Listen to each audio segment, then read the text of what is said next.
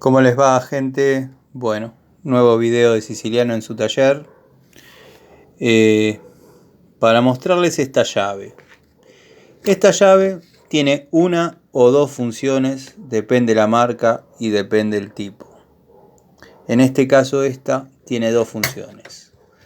Una de ellas, que es prácticamente la fundamental, es ingresar debajo del lavatorio, debajo del bidet, y mediante un sistema de palanca aflojar o ajustar los flexibles.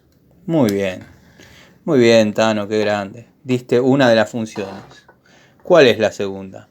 La segunda función es, para aquellos que conocen de plomería, se habrán encontrado con que los prolongadores de canilla, algunas bridas de griferías de ducha, viene con un hexágono de 13 para ajustarlos desde el interior y no dañarlos marcándolos, por ejemplo, con una pico del oro. Bueno, este hexágono entra, vamos a hacer un poquito de foco, entra en el prolongador de canilla y se lo hace girar, ajustando o aflojando desde el interior, sin necesidad de recurrir a una pico del oro.